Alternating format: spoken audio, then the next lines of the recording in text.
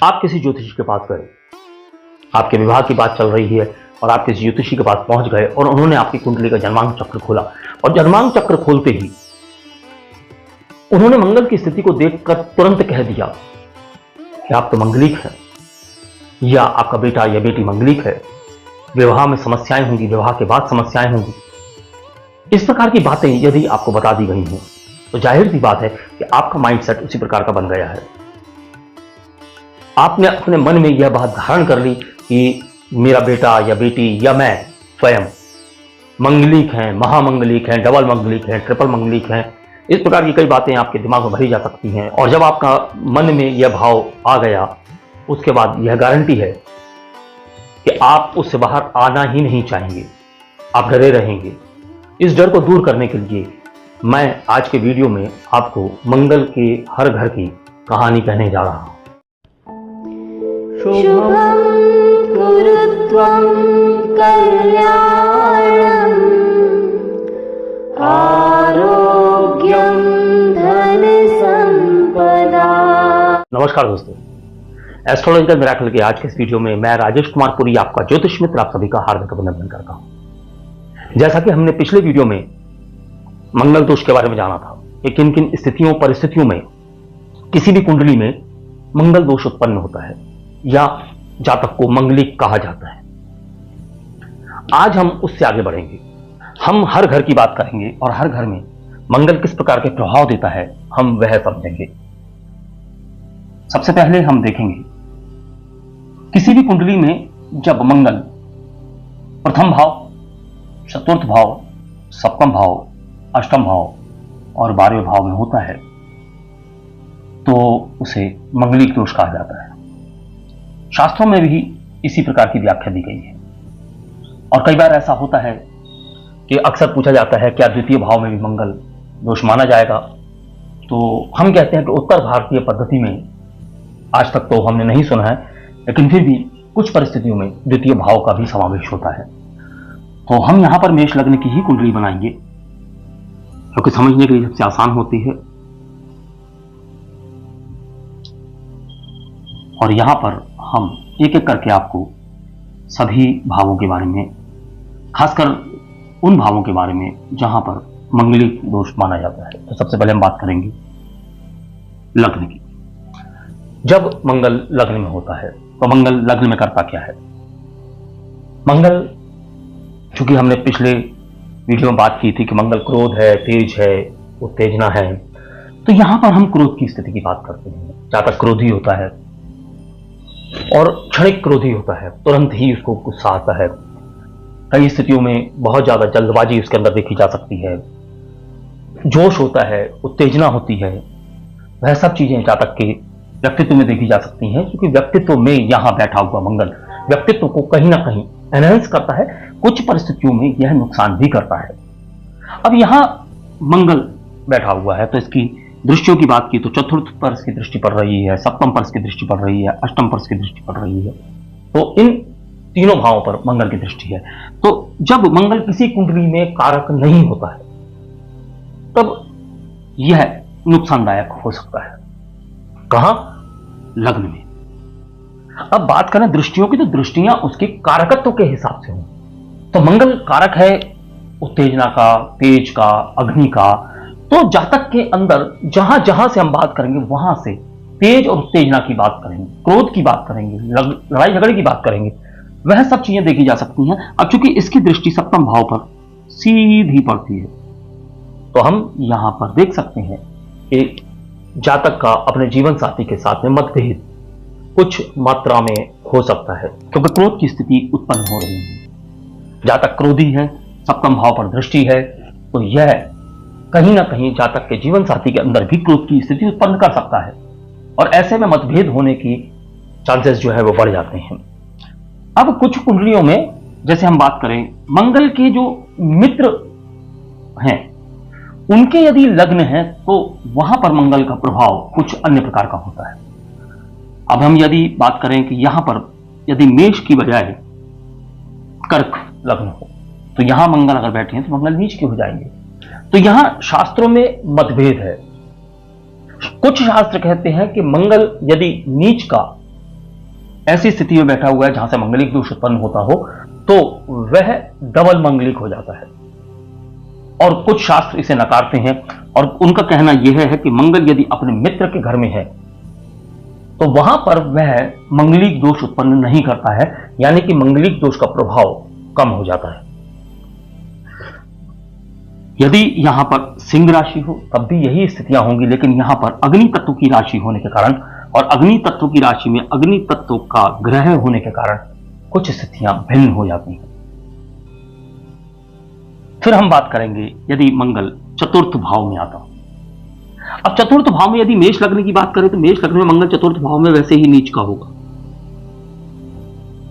लेकिन हम सारे लग्नों में एक जनरल प्रेडिक्शन की बात करें तो यहां पर मंगल सुख, शांति, ग्रह मतलब ग्रह कलेश से संबंधित बातें, घर के अंदर जिस प्रकार के माहौल है उसको बनाने का कार्य, वो क्रोध वाला भी हो सकता है, कलेश वाला भी हो सकता है, सुख शांति का भी हो सकता है। यह डिपेंड करता है कि मंगल के अलावा और किन ग्रहों की दृष्टियां या युति यहां पर बन रही है। चतुर्थ भाव में यदि मंगल है तो वह यहां पर सुख शांति में समस्या उत्पन्न कर सकता है, सुख शांति बढ़ा सकता है, माता के साथ में समस्या उत्पन्न कर सकता है, वाहन, भूमि, इन सब के लिए चूंकि मंगल कारक है और यहां पर यदि किसी अन्य ग्रह के साथ में है तो भूमि, भवन, वाहन का सुख प्रदान कर सकता है।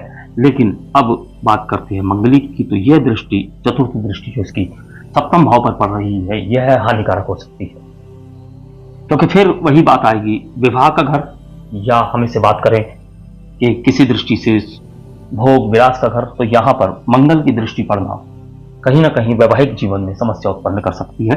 फिर यही दृष्टि इसकी जो अष्टम दृष्टि है वह स्थायी मित्र के भाव पर पड़ती है, तो यहां पर भी यह समस्या उत्पन्न कर सकता है। हाँ, धन संपत्ति सुख हो सकता है, बहुत मात्रा में हो सकता है कि हम जो बोल रहे हैं उसके बिल्कुल विपरीत चले जाए बात। उसके लिए हमें यह देखना होगा कि कोई अन्य ग्रह, कोई शुभ ग्रह यहां पर दृष्टि डाल रहा है, या इस ग्रह का स्वामी, चूंकि मंगल यहां नीच का है, यदि चंद्र भी कहीं केंद्र में ही आ जाए, उसका नीच भंग हो जाए, तो यहां पर मंगल की दृष्टि वह कुछ सुधर सकती है। फिर हम बात करेंगे सप्तम भाव के मंगल की। अब सप्तम भाव में मंगल बैठा हुआ तो लड़ाई झगड़े का कारण बनेगा, क्योंकि सप्तम भाव में ही है।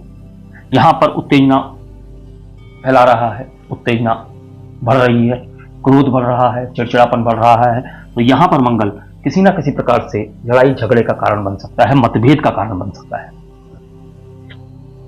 और जब हम इसी दृष्टि की बात करते हैं, यहां पर चौथी दृष्टि, यहां पर सप्तम दृष्टि और यहां पर अष्टम दृष्टि, यानी जीवन साथी की जो आयु का भाव है, जब हम भावम के नियम से देखते हैं तो जीवन साथी की आयु का जो भाव है वह द्वितीय भाव बनता है, और यहां पर मंगल की दृष्टि जीवन साथी की आयु में कोई ना कोई हानि उत्पन्न कर सकती है।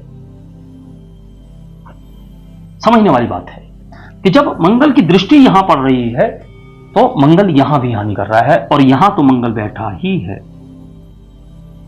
तो ऐसी स्थितियों में इसे मंगलिक दोष माना जाता है। मंगलिक दोष यानी कि यह नुकसानदायक हो सकता है। हम आगे इस बात की भी चर्चा करेंगे कि दरअसल मंगलिक दोष ज्यादातर कुंडलियों में स्वतः ही निरस्त हो रहा होता है, हम सिर्फ डरे हुए हैं। क्योंकि यहां मंगल बताया गया है, मंगलिक दोष बताया गया है, इसलिए मैं भी आपको बता रहा हूं कि यहां पर मंगलिक दोष माना जाता है। हाँ, हम एक चीज बताना भूल गए कि सप्तम भाव का मंगल जो है वह भी जब उत्तेजना की बात होती है, यहां से भोग विलास की बात होती है, जब भोग विलास की बात होती है तो यहां पर मंगल किसी प्रकार की चरित्र में हानि दे सकता है, याद रखिए। अब इसकी स्थितियां आगे क्या बनेंगी वह हम आगे चर्चा करेंगे। फिर बात आती है अष्टम भाव में मंगल की। अब अष्टम भाव आप देखें कि जातक की स्वयं की आयु का है, तो यहां मंगल का होना अच्छा भी हो सकता है, बुरा भी हो सकता है। अब चूंकि यहां पर मंगल, हम मेष राशि की बात कर रहे हैं, मेष लग्न की बात कर रहे हैं, मेष लग्न का यहां पर वृश्चिक लग्न है, तो यहां पर मंगल कम से कम मेष लग्न वालों के लिए अच्छा है, स्वयं की राशि में है, और स्वयं की राशि में बैठकर अपनी दूसरी राशि को वह वृद्धि कर रहा है, तो दूसरी राशि में एनहेंसमेंट ला रहा है, तो व्यक्तित्व में एनहेंसमेंट लेकर आएगा। इस बात को तो हम समझ सकते हैं, लेकिन अब यहां मंगल अष्टम भाव में है। अष्टम भाव की बात कर रहे हैं तो यहां पर इस बात को देखना आवश्यक है कि अष्टम भाव दरअसल होता क्या है। अष्टम भाव किसी भी जातक, यानी हम इसी जातक की बात करें तो इसके जननांगों से संबंधित है। यानी कि हम रिप्रोडक्टिव सिस्टम की जब बात करते हैं तो यहां से हम अष्टम भाव से देखते हैं। अब मंगल यहां बैठा हुआ है तो कहीं ना कहीं रिप्रोडक्टिव सिस्टम को डिस्टर्ब कर सकता है। इस बात को समझना आवश्यक है कि व्यक्ति के जो जन्म देने की क्षमता है उसमें प्रभाव डाल सकता है। चूंकि मंगल रक्त वर्णीय है तो इससे हम किसी भी स्त्री की रज की बात करते हैं। जब स्त्री रजस्वला होती है तो उसके मंगल का प्रभाव अधिक होता है, क्योंकि रक्त की बात कर रहे हैं। यहां पर हम मंगल से स्त्री के रज की बात करते हैं तो स्त्री के अंदर बनने वाले अंडाणुओं की बात भी यहां हम कर सकते हैं। इसीलिए कई शास्त्रकारों के अनुसार स्त्रियों के लिए अष्टम का मंगल अच्छा नहीं माना जाता, यानी कि सबसे ज्यादा खतरनाक स्थिति मंगल की अष्टम भाव में ही बताई गई। अब हम इसकी दृष्टि की बात करेंगे तो दृष्टि मंगल की चतुर्थ दृष्टि 11वें भाव पर यानी स्थायी मित्र के भाव पर और सप्तम दृष्टि कुटुंब भाव पर, दोनों ही क्रूर दृष्टियां कही जाएंगी। यानी कि यहां पर हम कह सकते हैं कि प्रोगेनी में भी डिस्टर्बेंस हो सकती है, संतान उत्पत्ति में समस्याएं आ सकती हैं।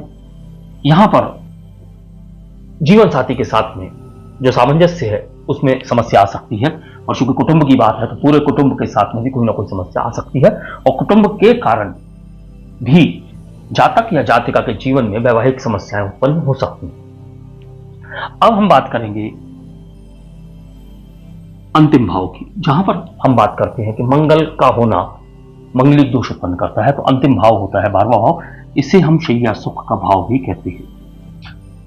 अब जब बात विवाह की हो रही है तो शय्या सुख की बात तो आएगी। तो मंगल यहां पर क्या कर रहा है?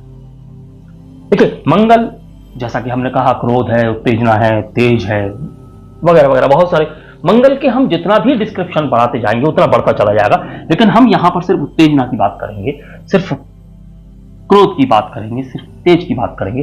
तो ऐसी स्थितियों में मंगल यहां पर बैठकर व्यक्ति की शय्या सुख में हानि पहुंचाता है। अब हानि पहुंचाने का दूसरा कारण यह भी है कि मंगल की जो अष्टम दृष्टि है वह पुनः भोग विलास की यानी विवाह के घर पर पड़ रही है, और यह भी क्रूर दृष्टि कहलाएगी, क्योंकि यह एक अशुभ घर में बैठकर सप्तम भाव को देख रहा है। तो ऐसी स्थितियों में भी मंगलिक दोष बड़ा माना जाता है। जब हमने यहां पर बात की अंडाणुओं की, तो हम जब पुरुष की कुंडली में देख रहे हैं तो वहां पर हम पुरुष की कुंडली में मंगल को ना देखते हुए हम शुक्र की स्थिति को देखेंगे। यहां इस बात को समझ सकते हैं आप कि मंगल रज है और शुक्र वीर है, तो यह कहीं ना कहीं वैवाहिक जीवन में आवश्यक है। अब हम बात करेंगे सबसे अंतिम भाव की, जहां पर मंगल की स्थित होने से मंगलिक दोष कहा जाता है, 12वां भाव। इसे शय्या सुख का भाव भी कहते हैं।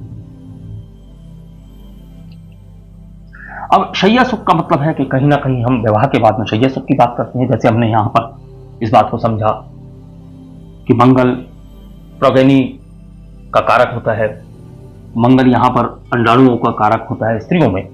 अब चूंकि विवाह की बात होती है तो शय्या सुख की बात भी होती है। तो शय्या सुख की जब बात होगी तो यहां पर जब मंगल बैठेगा तो यह क्या करेगा, या शय्या सुख में हानि करेगा या फायदा करेगा?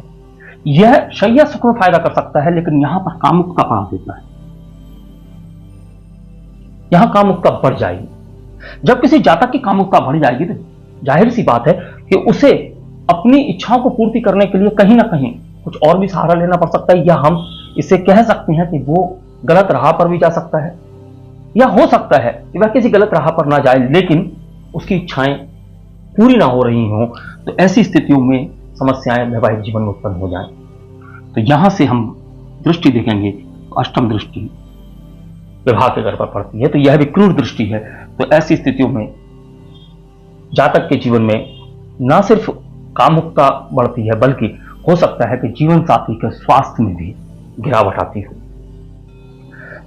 अब कई मामलों में हम द्वितीय भाव के मंगल को भी अच्छा नहीं, हाँ इसे मंगलिक दोष मैं नहीं मानता हूं, मैं कहता भी नहीं हूं, लेकिन द्वितीय भाव में बैठा हुआ मंगल भी कहीं ना कहीं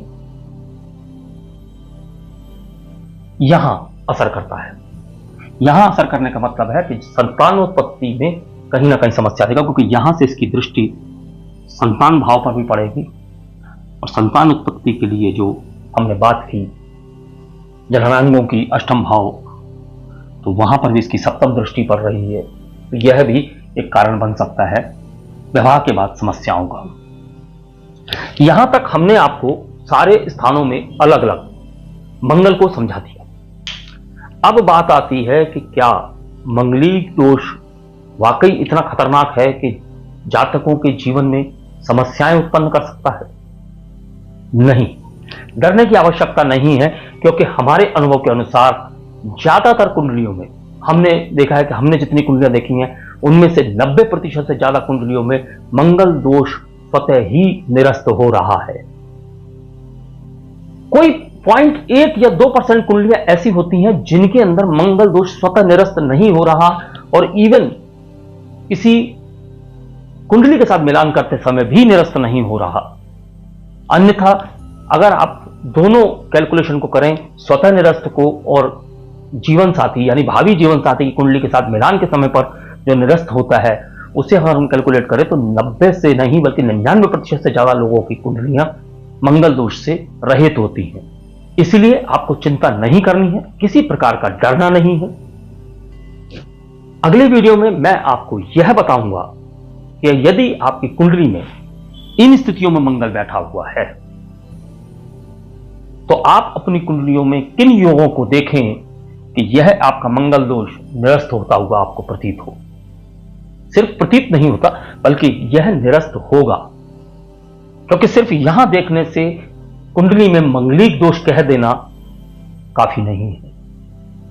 क्योंकि अक्सर ज्योतिषी यही करते हैं, जैसे ही कुंडली खोली सामने जन्मांग चक्र आया और जन्मांग चक्र के अंदर मंगल की स्थिति को देखा और देखते ही चिपका दिया लड़का या लड़की मंगलिक है, विवाह में समस्या है। आपका जो माइंडसेट है वही बदल दिया।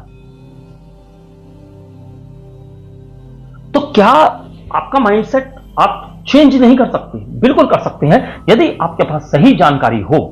तो अगली वीडियो तक के लिए मैं अपनी वाणी को विराम देने की आज्ञा चाहूंगा।